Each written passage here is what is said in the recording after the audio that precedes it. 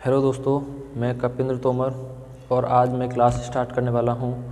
Class 12th का chapter 4 रासायनिक बल गति। तो सबसे पहले हम स्टार्ट करते हैं कि रासायनिक बल गति क्या होती है। तो रासायनिक बल गति होती है कि रसायन विज्ञान की वह शाखा जिसमें रासायनिक अभिक्रिया के वेग तथा रासायनिक अभिक्रिया की क्रियाविधि व उसको प्रभावित करने वाले कारकों का अध्ययन किया जाता है, वो कहलाता है रासायनिक बल गति। यानी रसायन विज्ञान की वह शाखा जिसमें रासायनिक अभिक्रिया के वेग तथा रासायनिक अभिक्रिया की क्रियाविधि तथा इसको प्रभावित करने वाले कारकों का अध्ययन किया जाता है, वो कहलाते हैं रासायनिक बल गति। सबसे पहले बात करते हैं कि जो वेग के आधार पर जो अभिक्रिया होती है, रासायनिक अभिक्रियाएँ होती हैं, वो कितने प्रकार की होती हैं। वेग के आधार पर जो रासायनिक अभिक्रियाएँ होती हैं वो होती हैं 3 प्रकार की। वो 3 प्रकार कौन कौन से हैं? एक तो पहली होती है कि तीव्र अभिक्रिया, दूसरी होती है मध्यम अभिक्रिया और तीसरी होती है मंद अभिक्रिया। जो वेग के आधार पर जो अभिक्रियाएँ होती हैं वो 3 होती हैं। सबसे पहली है तीव्र अभिक्रिया। सबसे पहले बात करते हैं हम तीव्र अभिक्रिया की कि तीव्र अभिक्रिया क्या होती है। कि इन अभिक्रियाओं में दरों के मान अति उच्च होते हैं। मतलब ये जो अभिक्रियाएं होती हैं वो बहुत तीव्र गति से संपन्न होती हैं। मतलब इनके वेग का निर्धारण नहीं किया जा सकता है। ये अभिक्रियाएं बहुत कम समय में, यानी 1 सेकंड से भी बहुत कम समय में क्या हो जाती हैं, पूर्ण हो जाती हैं। ये तीव्र अभिक्रियाएं कहलाती हैं। यानी ये जो तीव्र अभिक्रियाएं जो दर्शाते हैं वो कौन कौन सी अभिक्रियाएं होती हैं जो तीव्र अभिक्रियाएं दर्शाती हैं। देखो, एक तो आयनिक अभिक्रिया होती हैं, वो तीव्र अभिक्रियाएं दर्शाती हैं। और एक प्रबल अम्ल एवं प्रबल क्षारों की जो उदासीनीकरण अभिक्रियाएं होती हैं वो भी क्या दर्शाती हैं, तीव्र अभिक्रियाएं दर्शाती हैं। यानी सभी आयनिक अभिक्रियाएं होंगी वो भी तीव्र अभिक्रिया दर्शाएंगी। और प्रबल अम्ल एवं प्रबल क्षारों की उदासीनीकरण अभिक्रियाएं भी तीव्र अभिक्रियाएं दर्शाती हैं। मतलब इनके वेग का निर्धारण नहीं किया जा सकता है। ये अभिक्रियाएं इतनी तीव्र गति से होती हैं कि इनके वेग का निर्धारण हम नहीं कर सकते हैं। जैसे मैं एग्जाम्पल के लिए मैंने 2 एग्जाम्पल लिए हैं, NaCl और AgNO3। तो जब इनका हम रिएक्शन करते हैं तो ये क्या होता है कि ये Na+ और Cl- Ag+ और NO3-। तो प्लस वाला माइनस वाले पे अटैक करेगा और माइनस वाला प्लस वाले पे अटैक करेगा, तो बनेगा AgCl+,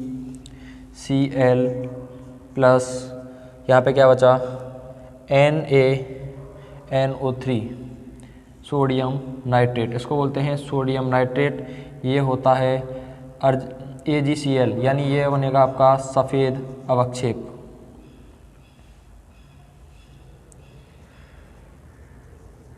सफ़ेद अवक्षेप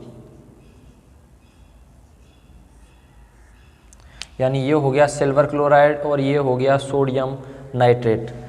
अगर मैं दूसरे एग्जांपल की बात करता हूँ, ये है सोडियम हाइड्रोक्साइड, ये है नाइट्रिक अम्ल। इसका नाम बोलना चाहें तो इसका नाम होगा सोडियम हाइड्रोक्साइड।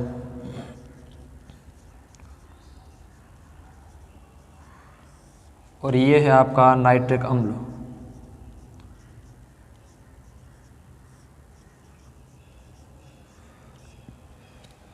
ये रिएक्शन होगी तो आगे क्या बनेगा, Na पे प्लस OH पे माइनस, इस पे H पे प्लस NO3 पे माइनस।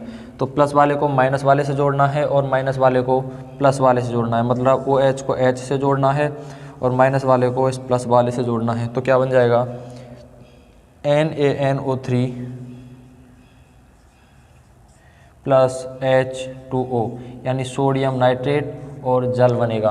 तो ये जो अभिक्रियाएँ होती हैं, आयनिक अभिक्रियाएं या प्रबल अम्लों की प्रबल क्षारों के साथ जो अभिक्रियाएं होती हैं वो क्या होती हैं, बहुत ही तीव्र अभिक्रियाएं होती हैं। नेक्स्ट बात करते हैं हम कि मंद अभिक्रियाएं कौन कौन सी होती हैं। मंद अभिक्रिया होगी आपकी, सेकंड बात करते हैं। सेकंड अभिक्रिया है आपकी, सेकंड है मध्यम गति की अभिक्रिया। मध्यम गति की अभिक्रिया क्या होती हैं,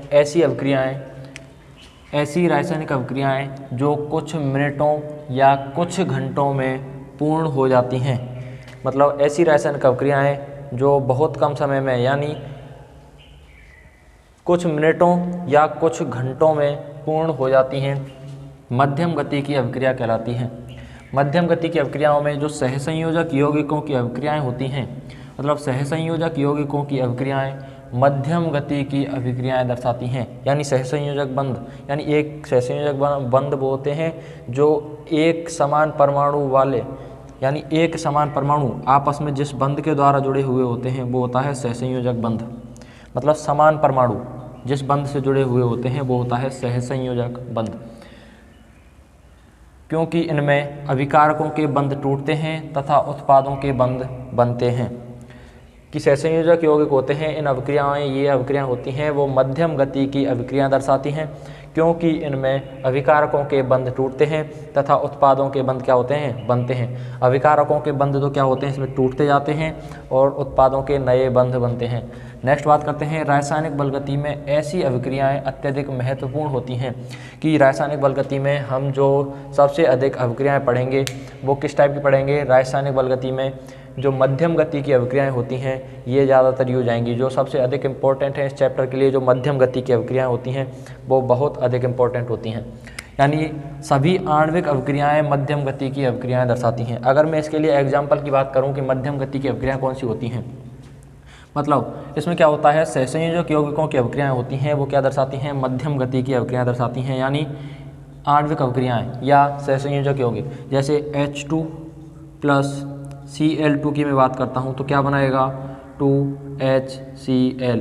मैंने क्या कहा था इसमें कि अभिकारकों के बंध तो टूटते हैं और उत्पादों के बंध बनते हैं। मतलब किसी रासायनिक अभिक्रिया में केवल परमाणु ही भाग लेते हैं। जैसे यहाँ पे देखो हाइड्रोजन और हाइड्रोजन है यहाँ पे, और यहाँ पे Cl और Cl, क्या मैं इसको ऐसे लिख सकता हूँ, यहाँ पे ये बॉन्ड होता है, अभिकारकों के बॉन्ड तो टूटेंगे और उत्पादों के बॉन्ड क्या होंगे, बनेंगे। जैसे जैसे ये यहाँ से टूटेगा ये बॉन्ड और ये बॉन्ड यहाँ से टूटेगा तो हाइड्रोजन है इस Cl पे अटैक करेगा, ये हाइड्रोजन है इस Cl पे अटैक करेगा और ये हाइड्रोजन है इस Cl पे अटैक करेगा। यानी ये हाइड्रोजन इस Cl से जुड़ जाएगा और ये हाइड्रोजन इस Cl से जुड़ जाएगा तो क्या बन जाएगा आपका, वो बनेगा आपका 2HCl। इस प्रकार की अभिक्रियाएं होती हैं वो मध्यम गति की अभिक्रियाएं दर्शाती हैं। यानी सहसंयोजक यौगिकों की अभिक्रियाएं मध्यम गति की अभिक्रियाएं दर्शाती हैं, क्योंकि अभिकारकों के बंध इसमें टूटते हैं और उत्पादों के बंध क्या होते हैं, बनते हैं। और थर्ड बात करते हैं हम, थर्ड अभिक्रिया हो जाएगी आपकी मंद अभिक्रिया। तो उसकी बात करते हैं हम। नेक्स्ट बात करते हैं हम मंद अभिक्रिया। कि मंद अभिक्रिया क्या होती हैं, ऐसी रासायनिक अभिक्रिया जिसमें कुछ महीने या कुछ वर्षों में भी अभिक्रियाएं प्रारंभ होने की जानकारी प्राप्त नहीं होती है। यानी ऐसी अभिक्रियाएं जिनको पूर्ण होने में या तो कुछ महीने या कुछ वर्ष भी लग जाते हैं, ऐसी अभिक्रियाएं होती हैं वो मंद अभिक्रियाएं दर्शाती हैं।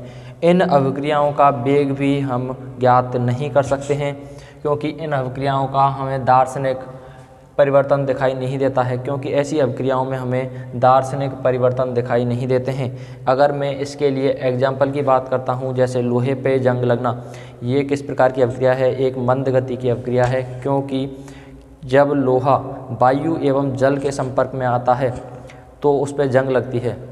जंग कब लगती है, जब लोहा वायु एवं जल के संपर्क में आता है तो उस पर जंग लगती है। लेकिन ये जो जंग है वो बहुत कम समय में नहीं लगती, इसको जंग लगने में बहुत अधिक समय लगता है, जिसके कारण ये इस अभिक्रिया का जो वेग है उसका भी हम निर्धारण नहीं कर सकते हैं। यानी जंग लगने में बहुत अधिक समय, या तो कुछ महीने भी लग जाएं या कुछ वर्ष भी लग जाते हैं। ऐसी अभिक्रियाएं होती हैं वो मंद गति की अभिक्रियाएं कहलाती हैं। उदाहरण के लिए जैसे लोहे पे जंग लगना, H2O व O2 उत्प्रेरक की अनुपस्थिति में क्रिया करके H2O का निर्माण करना।